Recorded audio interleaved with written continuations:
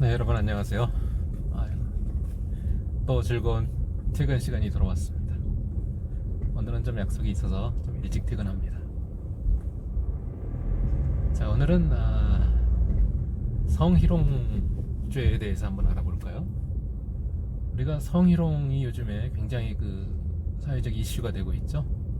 여성에 대해서 성희롱을 함부로 하다가는 크게 혼이 납니다. 혼만 나는 게 아니라 송사에 휘말리거나 아니면 범죄로 엮이면 굉장히 큰 인생의 고난을 당할 수도 있는 시대가 되었죠.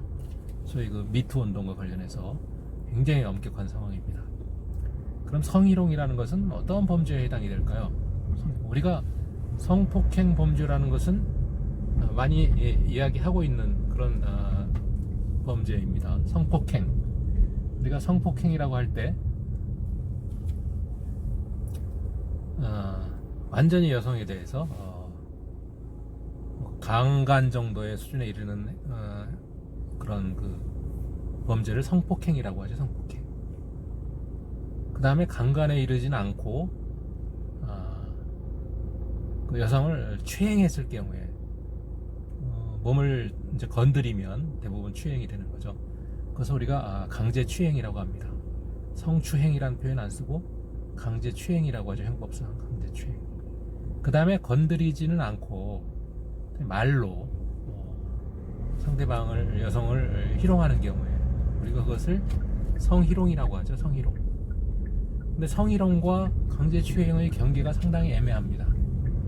어떠한 경우에는 성희롱에 불과한 것 같은데도 강제추행으로 기소가 되기도 합니다. 그래서 그 분위기, 그때의 상황과 분위기에 따라서 성폭력 범죄에 해당이 될 수도 있다는 거죠. 그러니까 지금 말씀드린 모든 그런 성과 관련된 범죄를 우리가 성폭력이라고 한마디로 부를 수가 있습니다. 성폭력. 성폭력에는 성폭행, 강제추행, 성희롱 이렇게 얘기가 될 수가 있는 거죠. 성희롱. 성과 관련이 없는 거라면 무슨 모욕이나 명예훼손 이런 것도 들어갈 수 있습니다. 하지만 성과 관련이 있어야만 성폭력이 되기 때문에 그렇게 세 가지가 우리가 성폭력 범죄라고 얘기할 수가 있는데, 그 중에서 성희롱이라고 하는 것은 성희롱을 했을 경우에 그것을 범죄로 규정하고 형사처벌을 한다라는 법률 조항이 없습니다. 그러니까 성희롱죄라는 건 없어요. 어느 법률을 찾아봐도 성희롱죄라는 것은 없습니다. 그렇다면 왜 이렇게 성희롱이 문제가 되는가?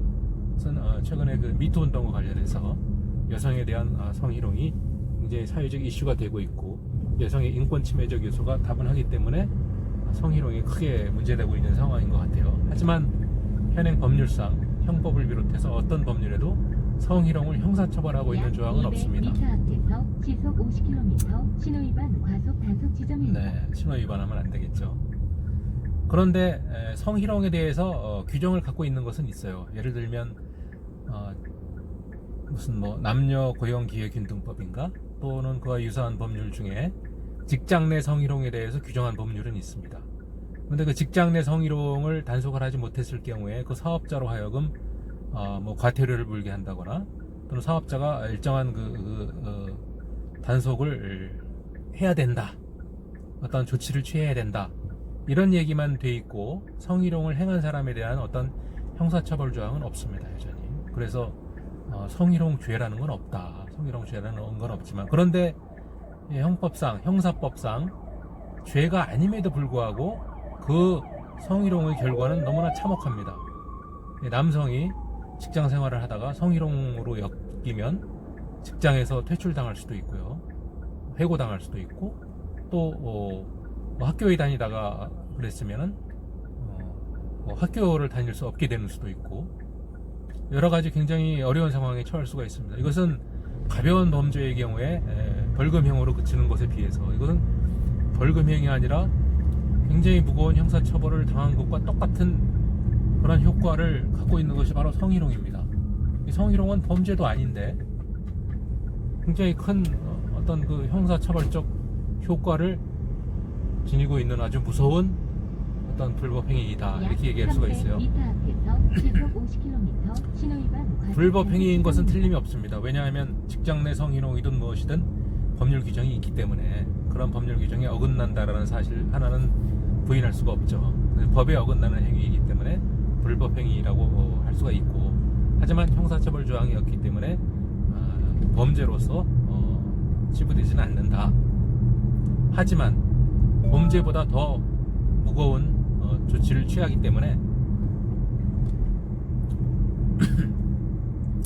어떠한 형태로든 법제도의 정비가 좀 필요한 것이 아니냐, 이런 생각을 해봅니다. 그래서 그렇게 성희롱이 무서운 그런 행위라면 성희롱을 차제에 형사처벌이 가능한 범죄로 규정을 하는 것이 옳다라고 생각을 합니다.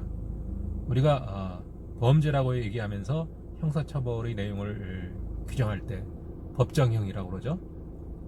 거기에는 꼭 징역형만 있는 건 아닙니다. 벌금형이 있죠, 벌금형. 그래서 예를 들면